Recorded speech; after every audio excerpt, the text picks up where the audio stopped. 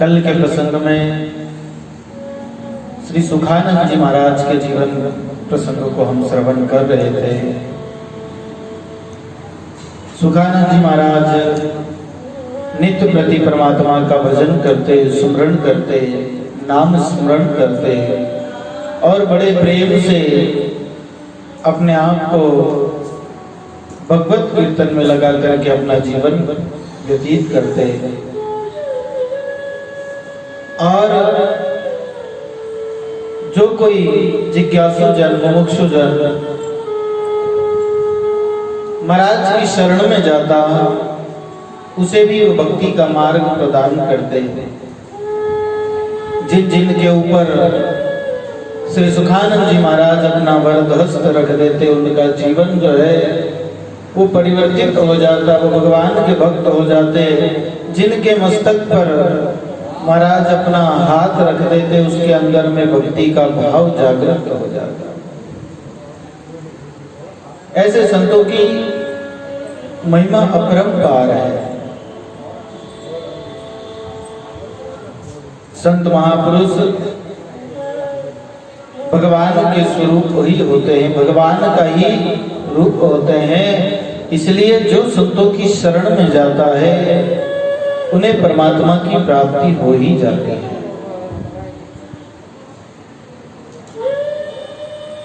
जो संतों की शरणागति को ग्रहण कर लेता है उसे परमात्मा की प्राप्ति में फिर कोई संदेह नहीं रह जाता। संत मिल्या साहिब मिले, अंतर रहे न रेख, मन सा वाचा कर्मणा साधु साहिब एक। सब प्रकार से संत और भगवान एक ही है। इसलिए जीवन में जब संत दर्शन हो, सत्संग मिल जावे तो समझना चाहिए कि अब हमें परमात्मा भी मिल ही गए। तो ऐसे सुखानंद जी महाराज परमात्मा के आश्रित होकर के निरंतर परमात्मा का सुमरण करते हुए शरण में आए हुए शरणार्थियों को भी परमात्मा का भजन साधन प्रदान करते हुए अपना जीवन व्यतीत करते हैं और भगवान के ऊपर पूर्ण आस्था, पूर्ण भरोसा भी उनको है। देखो, भक्त का भरोसा जब तक भगवान में नहीं होता है तब तक भक्ति भी प्रकट नहीं होती। हमारी पूर्ण श्रद्धा, पूर्ण भरोसा, पूर्ण विश्वास जो है भगवान के ऊपर होना चाहिए। सुखानंद जी महाराज सब प्रकार से परमात्मा के आश्रित थे। कल हमने श्रवण किया, सुखानंद जी महाराज अपनी संत मंडली के सहित किसी नगर में, किसी गांव के बाहर रुके एक वट वृक्ष के नीचे। संत मंडली के सहित वहां विराजमान हुए और भगवान का ध्यान भजन कर रहे थे। भोजन का समय होने तक कोई भोजन की व्यवस्था नहीं हुई। गांव वाले भी कोई लेकर के नहीं आए, किसी को पता नहीं चला। भगवान के भरोसे होकर के सुखानंद जी महाराज और उनके सब जो संत साथ में थे वो सारे ही बैठे हुए थे। सभी महात्माओं को बड़ी भूख लगी हुई थी, लेकिन भोजन का उस समय कोई भी साधन नहीं था। तब सुखानंद जी महाराज ने विचार किया कि जो भगवान को मंजूर हो वैसा ही होगा, हम केवल परमात्मा का गुणानुवाद गाते रहे। इसलिए सुखानंद जी महाराज सभी संतों को लेकर के और भगवत नाम संकीर्तन करने लगते हैं। भगवत नाम संकीर्तन में मस्त हो जाते हैं। सब ताली बजा बजा करके और भगवत नाम स्मरण करते हैं।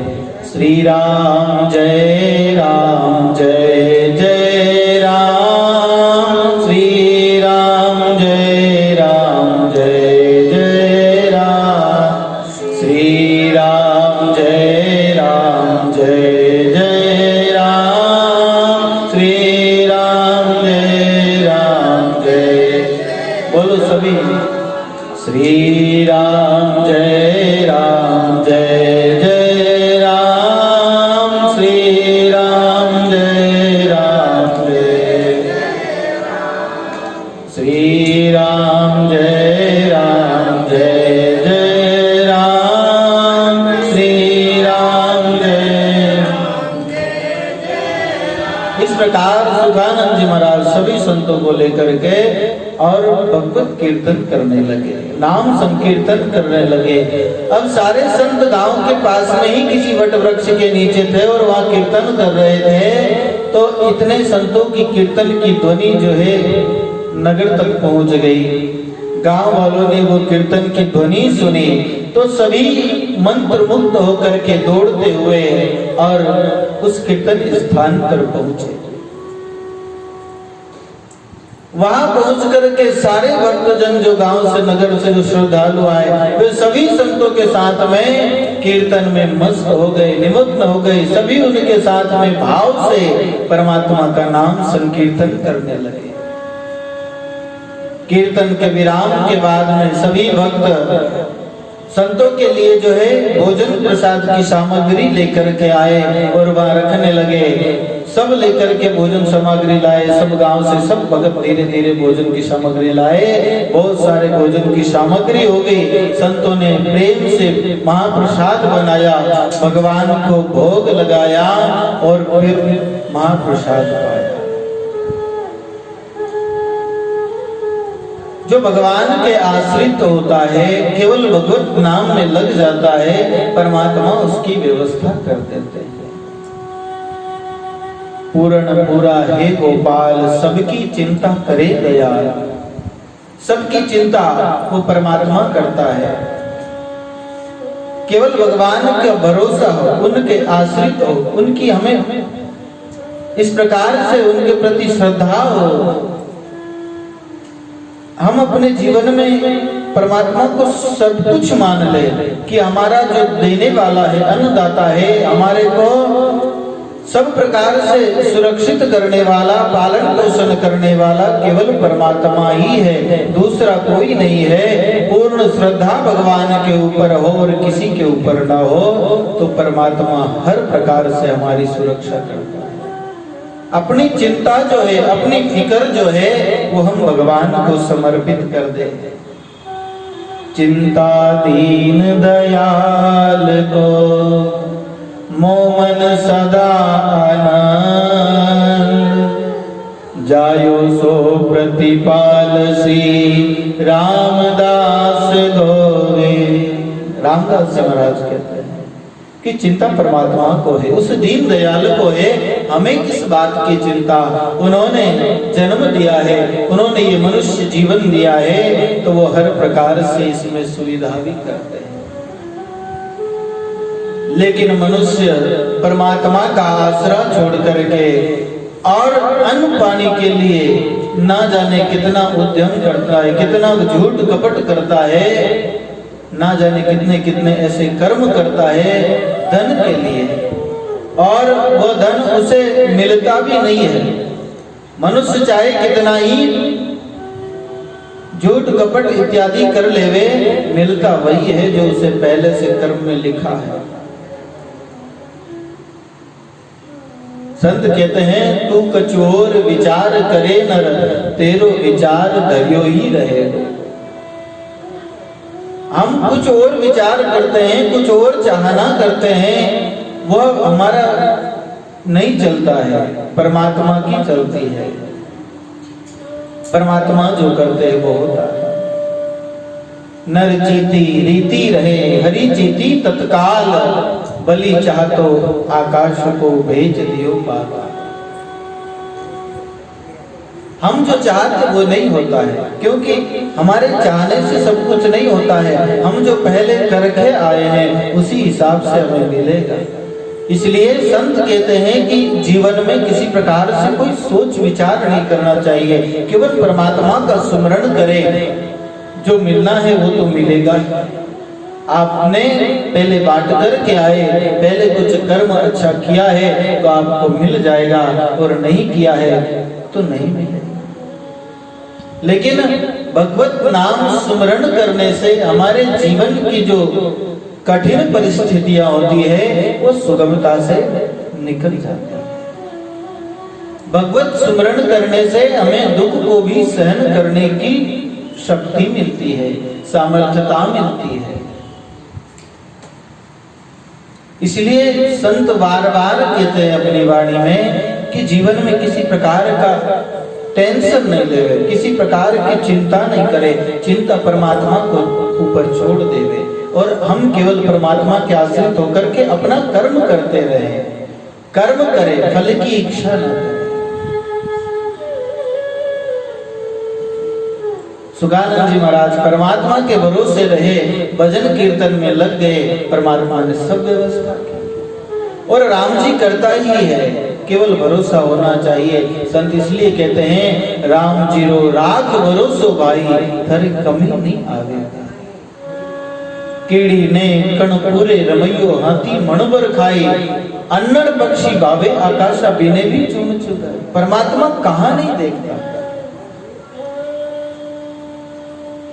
किसी भी स्थिति में हम हो, किसी भी परिस्थिति में हम हो, परमात्मा को सब ज्ञात है। एक प्रसंग आता है, एक कारीगर पत्थर की गड़ाई कर रहा था। पत्थर की गड़ाई करते करते छेनी हथौड़े से जब पत्थर को तोड़ा, पत्थर बीच में से टूटा। टूटने पर उस कारीगर ने देखा पत्थर के बीच में एक छेद था। पत्थर पूरा बंद, पत्थर कितना कठोर होता है, उसमें कोई जाने का मार्ग नहीं, लेकिन पत्थर के अंदर एक छेद निकला। उस छेद के अंदर एक कीड़ा बैठा हुआ और उस कीड़े के पास में भी खाने का दाना।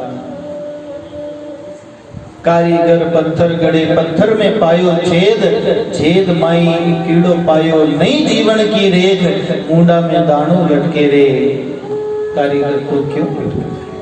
इसी प्रकार संत कहते हैं तुम क्यों टेंशन लेते हो, क्यों भटकते हो, जब भगवान वहां भी दे देता है। कारीगर ने देखा इस पत्थर के अंदर जहां से जाने की जगह नहीं है, वहां भी परमात्मा देता है, वहां भी परमात्मा को फिक्र है। और हम कितना कुछ करते हैं इस पेट के लिए, कितना अधर्म कर्म कर ले, कितना झूठ कपट कर लेते हैं और वैसे भी सारी जिंदगी इसी में लगा देते हैं, लेकिन फिर भी मिलता तो उतना ही है जितना कि पहले से किया हुआ। हम देखते हैं कि बहुत मेहनत करते हैं, कई सजन बहुत मेहनत करते हैं, लेकिन फिर भी विरोधी बाड़ो नहीं जावे, टोटो नहीं जावे, वो घाटों को घाटे घर में रेवे। क्यों रेवे? पहला से कच करके नहीं आए। पहले जो कुछ किया होता तो अब जरूर मिलता। जैसे बाबू जी एक प्रसंग फरमाते हैं, एक पिता के 4 संतान है, पिता के लिए चारों बराबर है और पिता अपनी संपत्ति का चारों पुत्रों में बराबर बंटवारा करते हैं, किसी को ज्यादा कम नहीं देते, सब में समान बंटवारा करते हैं। लेकिन हम देखते हैं कुछ समय के बाद में कोई तो गरीब का गरीब रह जाता है और कोई धनपति हो जाता है। क्यों? गरीब क्यों रह गया? क्योंकि उसके प्रारंभ में पहले से नहीं, उसने पहले कुछ किया नहीं है। इसलिए संत कहते हैं पहले तो कुछ किया नहीं, अब कुछ किया ना जाए। और टोटो सुतराम के आगू लगो घर मान। तो ये तो पहले से लगा हुआ। अब हम अगर समझ जाएं, चेत जाएं, सचेत हो जाएं और कुछ सुकृत कार्य कर लेवे, कुछ धर्म पुण्य कर लेवे, कुछ नाम सुमरण कर लेवे, तो वो हमें आगे मिलता है। पहले किया सो अब भया, अब सो आगे हो।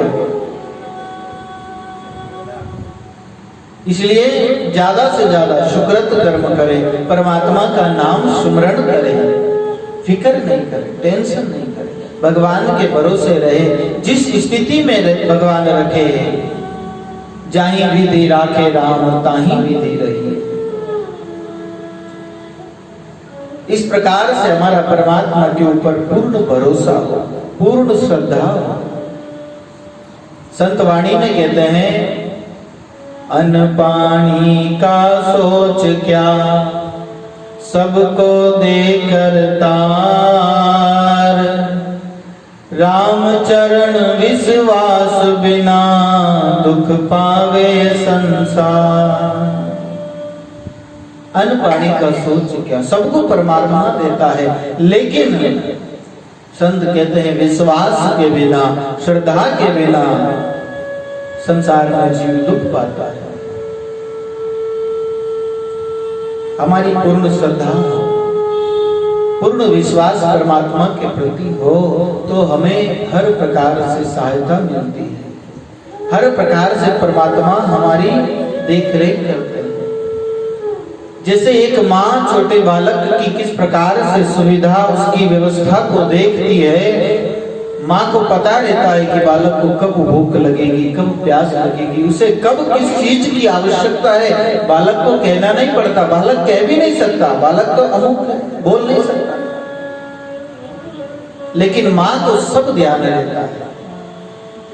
माँ जानती है कि इसको कब भूख लगेगी, बिना ही बालक के माँ उसको स्तनपान कराती है।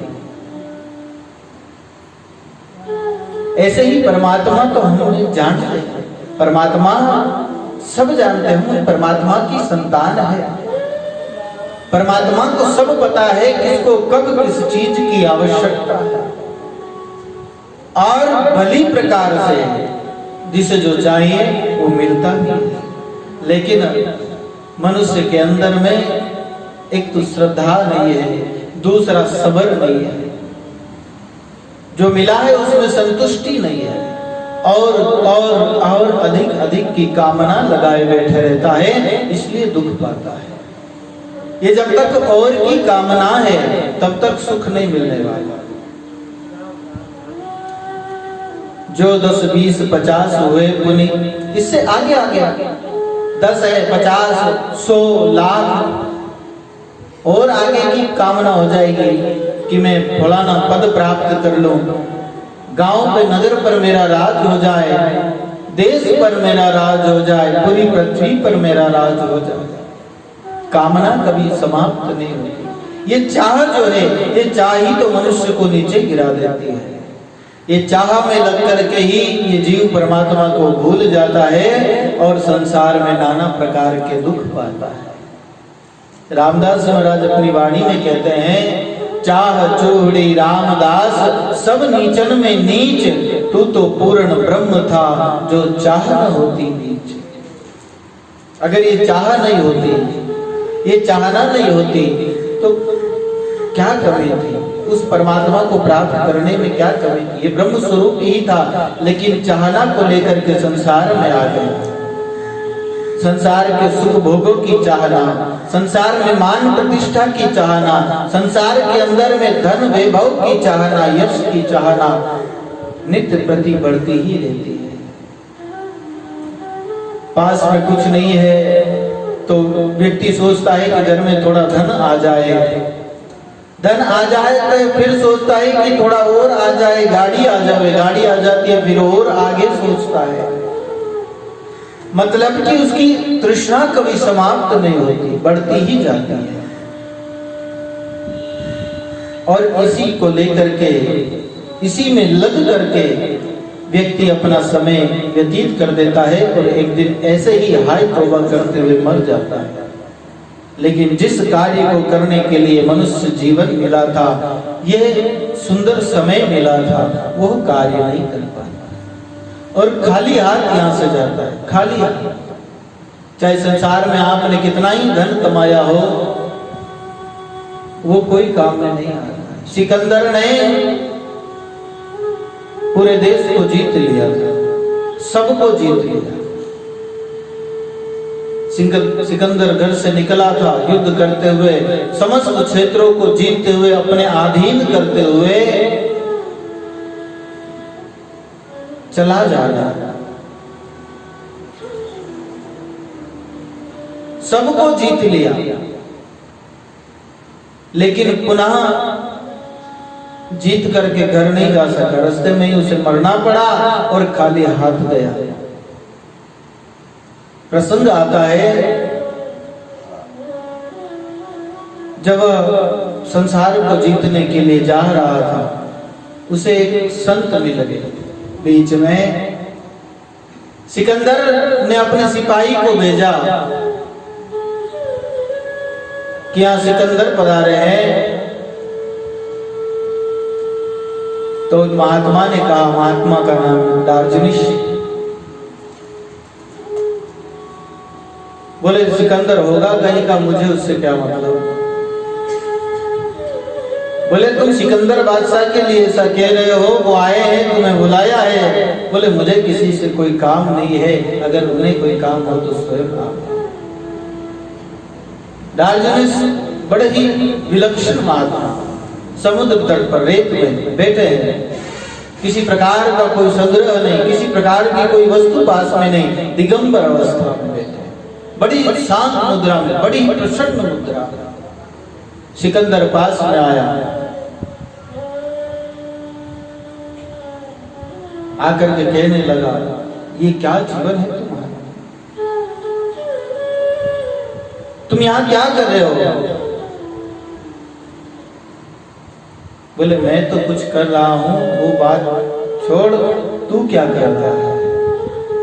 बोले मैं पूरे विश्व को जीतने के लिए निकला हूँ। जीतने के बाद में क्या करोगे। बोले सबको जीतने के बाद में मैं विश्राम करूंगा, आराम करूंगा। तो संत कहते कि बाद में जो करोगे वो पहले ही कर लो ना। जब सब कुछ इतनी माता फोड़ी करने के बाद में फिर विश्राम करोगे तो ये पूरा तट खाली पड़ा है, कोई नहीं है रोकने वाला, मैं पड़ा हूं, तुम भी यहाँ शुरू हो जाओ, आराम करो। विश्राम ही करना है। इतनी भाग दौड़ के बाद में तुम विश्राम की सोचते हो, पता नहीं विश्राम बाद में मिले न मिले, ये जीवन तो क्षणभंगुर है, ऐसे ही समाप्त हो जाएगा। जब बाद में ही विश्राम करना है तो पहले ही क्यों न कर। मैं भी विश्राम कर रहा हूं, आराम कर रहा हूं, तुम भी करो। सिकंदर ने कहा, अभी तो मुझे पूरे विश्व को जीतना है। महात्मा ने कहा कि तुम इसी के अंदर में तुम्हारा जीवन समाप्त हो जाएगा, तुम कभी आराम ही नहीं कर पाओगे। अगर करना है तो यही समय है, अभी शुरू हो जाओ। ये फौज पलटन से कहो कि चले जाए वापस और आराम करो। सिकंदर वहां माना नहीं, जीता विश्व को, और बात सही हुई, घर नहीं पहुंच पाया वापस। विश्व को जीत लिया लेकिन घर नहीं पहुंच पाया, बीच में ही देहांत हो गया, मर गया।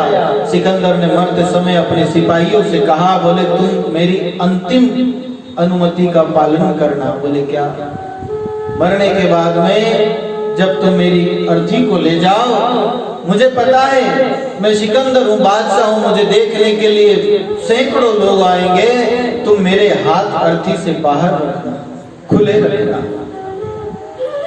सिपाहियों ने कहा, बोले इससे क्या मतलब, ये तो आज तक कभी नहीं हुआ, हाथ तो साथ में ही बांधे जाते हैं। बोले ये नहीं प्रथा, तुम मेरे लिए मेरी अंतिम आज्ञा का पालन करना। बोले ठीक है कर देंगे, लेकिन इसका प्रयोजन क्या। हाथ बाहर रखने का कारण यह है कि संसार को इससे शिक्षा मिले।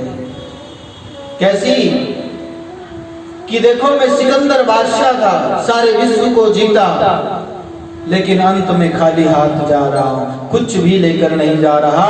इसलिए लोग इस बात से शिक्षा ले कि दुनिया में चाहे कितना भी धन एकत्रित हो जाए, चाहे कितना ही बड़ा पद प्राप्त हो जाए, चाहे दुनिया को तुम जीत लो, लेकिन अगर जीवन में साधन भजन नहीं किया है तो खाली हाथ ही जाना है। सिकंदर के हाथ इस प्रकार से बाहर ही रखे गए।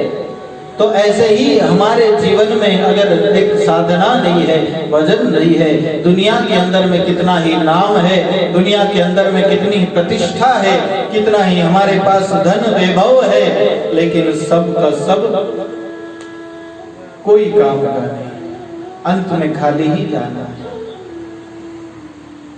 जो लेकर के आए थे उसे भी खो करके जाएंगे। इसलिए संत कहते हैं, बंदी मुट्ठी आयो बंदा हाथ पसारे जाते हैं। बच्चे का जन्म होता है, मुट्ठी बंद होती है। बंद मुट्ठी का ये प्रमाण होता है कि इसके अंदर कुछ है। आया तब ये अनमोल मनुष्य जीवन का समय लेकर के आया, लेकिन अंत में सब कुछ हार करके जाता है, एकदम खाली जाता है।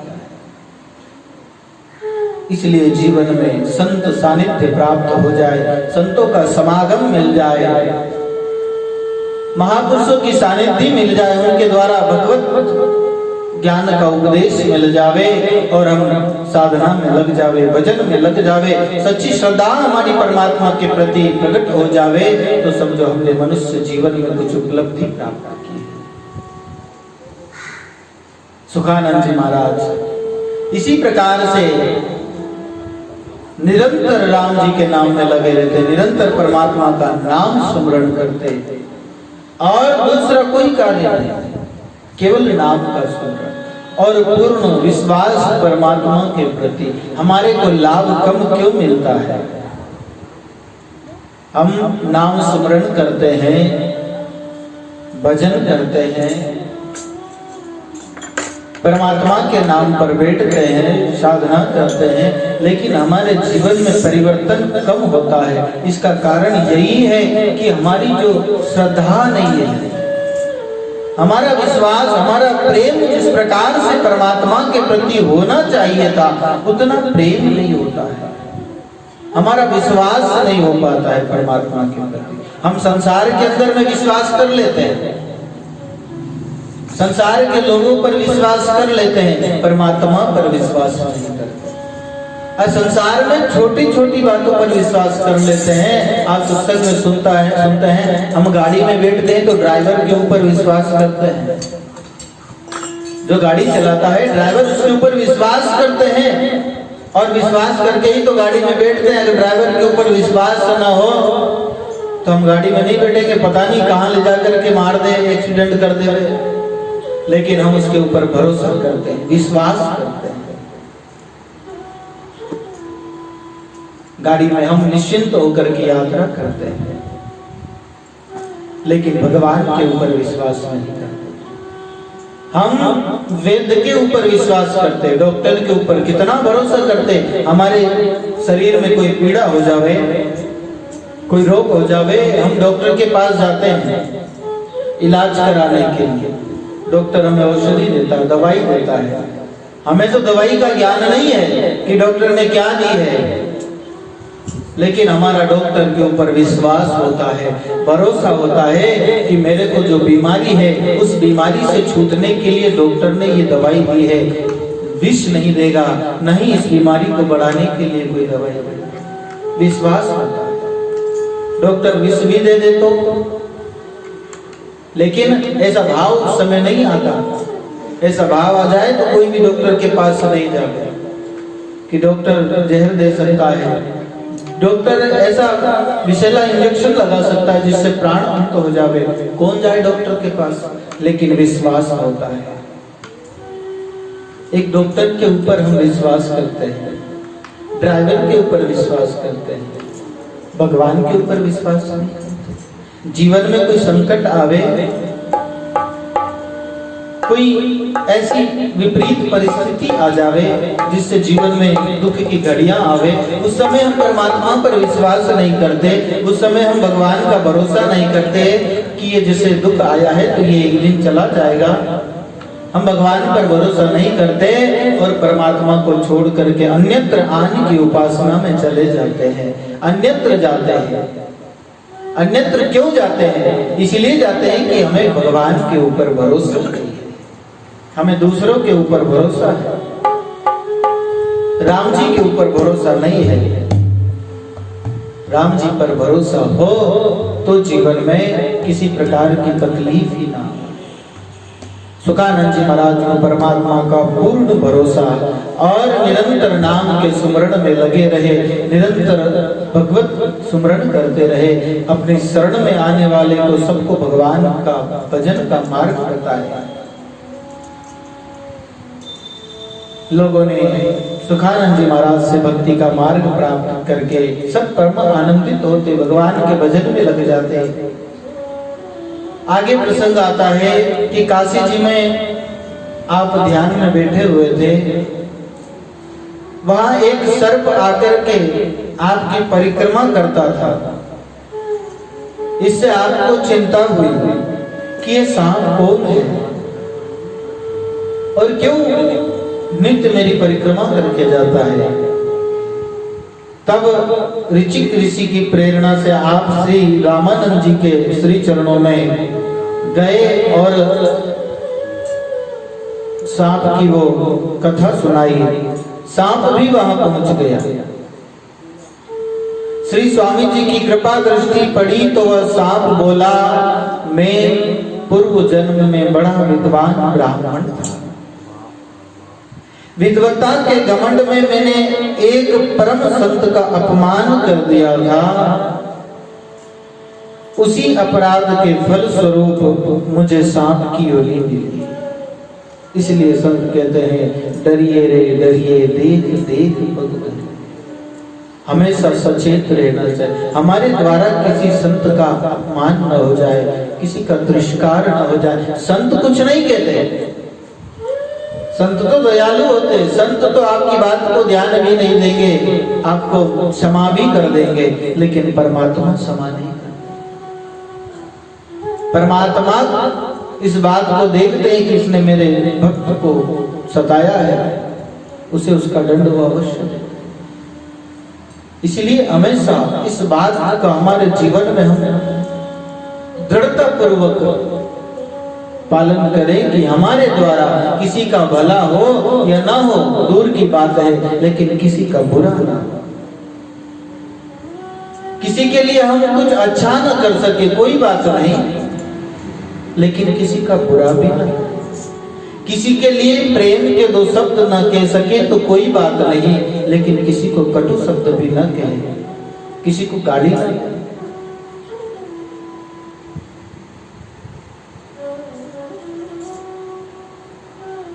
सर्प बोला, एक महात्मा के अपमान करने से मुझे ये सर्प की योनि मिली, आप मेरा उद्धार करो, मेरा कल्याण करो, मुझे इससे मुक्त करो। श्री रामानंद जी ने उस सर्प पर कृपा करके शंख ध्वनि की, जिससे सर्प तुरंत उस सर्प देह को छोड़ करके देव रूप धारण करके और भगवत धाम को चला गया। ऐसे संतों की महिमा होती है। फिर श्री सुखानंद जी गुरु की आज्ञा से रमणी करते हुए चित्रकूट पधारे। वहां से आप गौरंग दिगंबर संत आदि के साथ कामतगिरी की प्रदक्षिणा करते रहे। श्री सुखानंद जी ने एक यक्ष दंपत्ति लोमस मुनि के श्राप से पक्षी बन गए थे, उनका उद्धार किया और श्री रामानंद जी महाराज से दीक्षा प्राप्त करा करके उनको भगवान के भजन में लगाया और परमात्मा की प्राप्ति करा दी। यही चित्रकूट में आपने एक बगदादी यवन का उद्धार किया और एक दिन एक अति सुंदर बालक आया और श्री सुखानंद जी महाराज से बोला कि तुम श्री हनुमान धारा पर कभी मत जाना। यह कहकर के अंतर ध्यान हो गया। श्री सुखानंद जी राम सैया पर आकर के भजन करने लगे।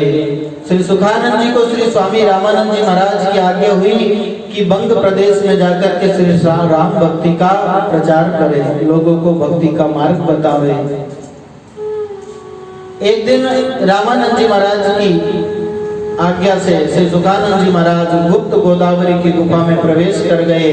13वां वर्ष बीत जाने पर आपकी सेवा में जो ब्राह्मण कुटिया में रहता था, मसाल लेकर के आपको खोजने भीतर गया। वह मशक दंश से घायल होकर के गिर गया और सुखानंद जी महाराज वहीं पर आए, प्रकट होकर के ब्राह्मण को स्पर्श किया। सुखानंद जी महाराज के स्पर्श करने से वह स्वस्थ हो गया। फिर एक दिन यक्ष देवांगनाओं को दर्शन देने हेतु तो अनंत कोटि स्थान पर पधारे। वहां आपने उपदेश अमृत से उन्हें कृतार्थ किया। मार्ग भटक जाने पर वर्जित स्थान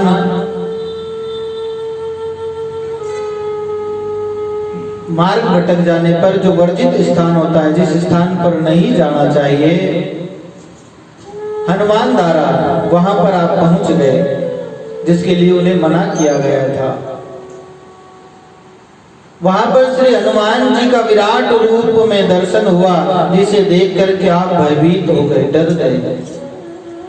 आपने श्री गुरुदेव का ध्यान किया। स्वामी श्री रामानंद जी महाराज योगाचार्य जी सहित वहां प्रकट होकर के दर्शन दिया। श्री रामानंद जी महाराज ने अपने शिष्य श्री सुखानंद जी से कहा, वत्स तुमने मेरी आज्ञा का पालन किया है, अतः मैं अति प्रसन्न हूँ। तुमने लोगों को भक्ति के मार्ग पर लगाया, इसलिए मैं तुमसे बड़ा प्रसन्न हूँ। तुम्हें श्री मारुति जी हृदय से लगाना चाहते हैं, तुम इस महाज्योति में अपना स्वरूप मिला दो, अर्थात ब्रह्मलीन हो जाओ, यही तुम्हारी परम गति है। श्री सुखानंद जी ने उस ज्योति में प्रवेश किया। मलेर कीटला के नवाब ने सन 1669 में वह जीवित समाधि स्थल बनाया। आपके द्वारा पीठ सी चित्रकूट में है और आपकी प्रबंध कृति श्रुति सिद्धांत दीपिका शिक्षा भक्ति आदि ग्रंथ जो आपके द्वारा लोक कल्याणार्थ प्रसारित है। श्री रामानंद जी महाराज की कृपा से सुखानंद जी महाराज ने भगवत धाम को परम गति को प्राप्त किया। देखो, गुरु की कृपा से ही सही तत्व की हमें पहचान होती है। सही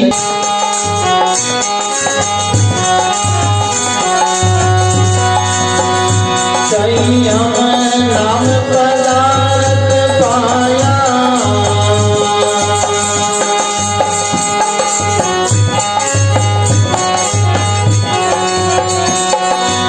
असंग जुगारा भूला प्राणी, असंग जुगारा भूला प्राणी, सद्गुरु वेद बताया, सही हम नाम पदार्थ पाया।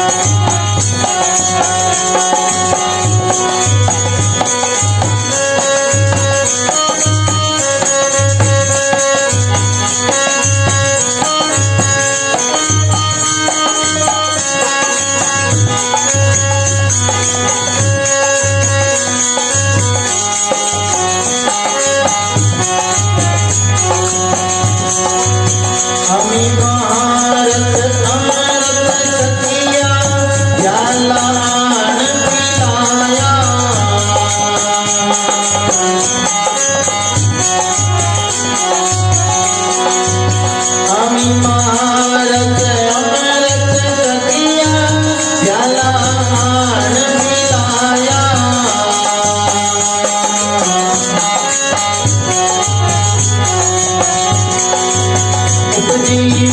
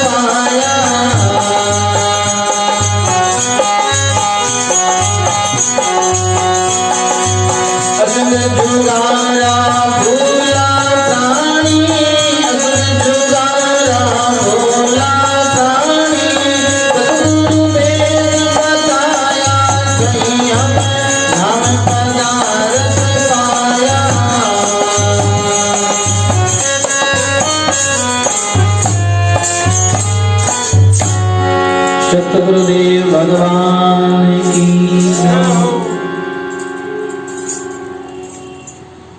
गरीबदास जी महाराज कहते हैं कि हमने जो नाम पदार्थ था, जो सत्य नाम था, जो केवल्य नाम था, वह सद्गुरु की कृपा से प्राप्त किया। जैसे सुखानंद जी महाराज ने रामानंद जी महाराज की शरणागति को ग्रहण करके उस नाम को प्राप्त करके और परमात्मा की प्राप्ति कर ली, ऐसे ही जो जो संत की शरणागति ग्रहण करता है, सद्गुरु की शरणागति ग्रहण करता है, उसे सद्गुरु वही नाम प्रदान करते हैं।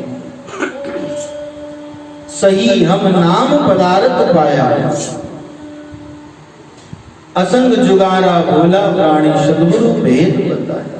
जो असंग युगों से भूले हुए, भटके हुए हैं, संसार में लगे हुए हैं, अन्यत्र मार्ग पर जा रहे हैं, सद्गुरु की कृपा से उन्हें सही मार्ग मिला। सद्गुरु ने उन्हें सत्य का भेद बताया, भक्ति का भेद बताया और भक्ति के मार्ग पर लगाया। अगर संत न मिलते, सद्गुरु न मिलते, तो गरीबदास जी महाराज कहते, होता कीट पतंग भुजंगा महर दया कर आया। अगर संत न मिलते, सद्गुरु न मिलते, तो हम 84 लाख योनियों में भटकते रहते। बोली सतगुरुदेव भगवान। कीट पतंग पशु पक्षी इत्यादि योनियों में भटकते, लेकिन गुरु ने कृपा करके, महर करके हमें वो नाम का खजाना दिया और उस नाम के सुमरण करने से गगन मंडल में चढ़ी कुमारी चोखा फूल उठवाया। नाम का सुमरण किया, साधना की, भजन किया, जिससे अनंत अनंत आनंद की प्राप्ति हुई।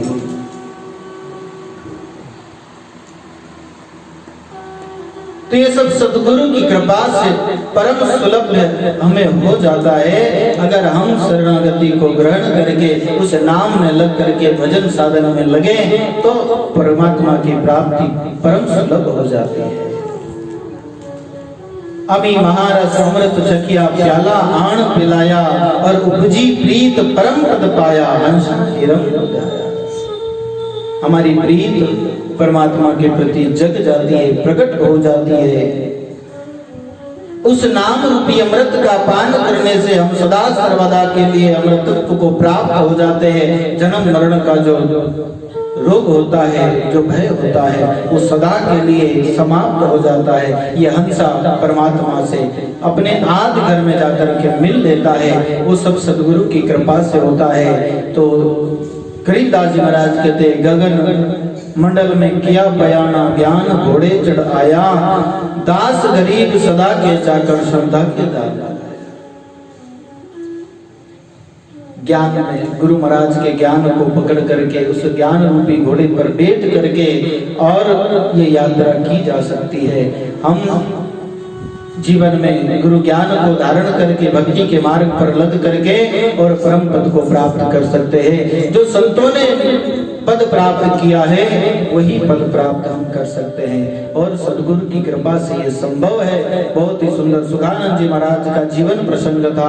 सुखानंद जी महाराज ने इस धराधाम पर रहकर के जीव कल्याण का कार्य किया, जीवों को भक्ति के मार्ग पर लगाए और स्वयं परमात्मा के धाम को चले गए। ऐसे संतों के चरणों में हमारा कोटि कोटि बारंबार दंडवत प्रणाम है। ऐसे अनंत संतों का जीवन प्रसंग है जो हम सत्संग में श्रवण करते रहेंगे। बोलिए सतगुरुदेव भगवान की। अनंत कोटि संत महा